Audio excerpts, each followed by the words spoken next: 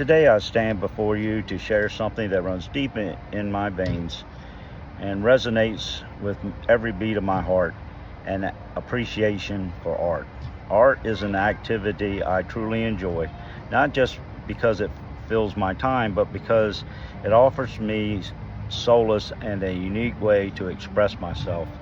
And it has become a refuge, a canvas for my thoughts and dreams, and sometimes even my fears. Why do I cherish art? First and foremost, it's relaxing. The moment I pick up a brush or a pencil, I find myself entering a different realm. It allows me to escape from the clamor of everyday life and immerse myself in a world where I'm free to explore my imagination, and I seem to have a natural talent for it.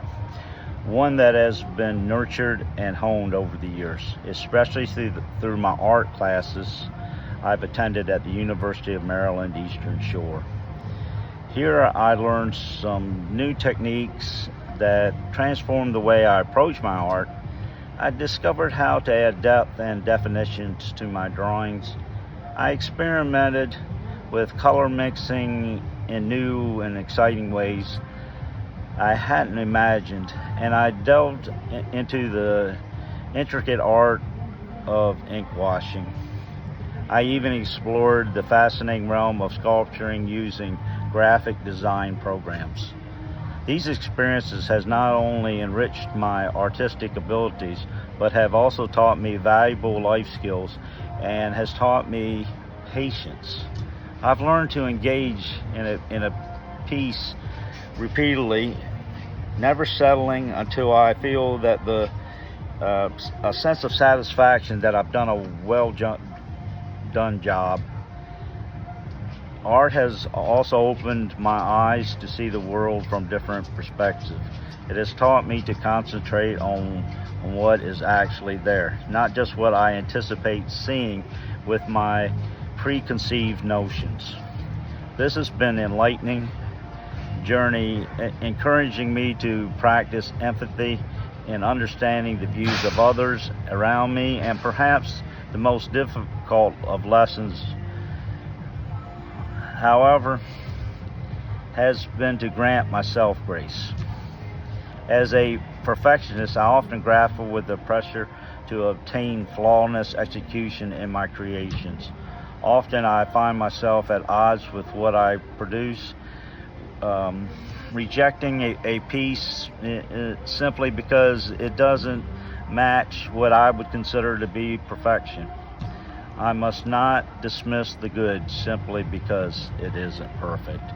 Now let me share with you a personal experience that has significantly shaped my relationship with art. As a child, I faced the formidable challenge of living with a genetic bleeding disorder, hemophilia, and I was often in the hospital days in my early years.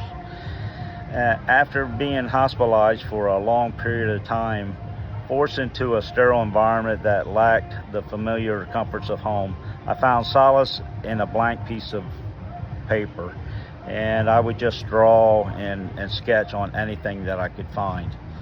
The hospital rooms had no television, and I would often be hours away from home, with my visits being limited from my father and mother.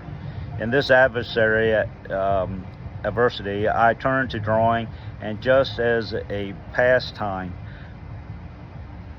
but a virtual distraction from the fears that accompanied my condition. I can vividly recall the scariest days, how I would sit at the hospital bed and looked up to IVs, facing fears that felt insurmountable. In those moments, the world of art became my sanctuary.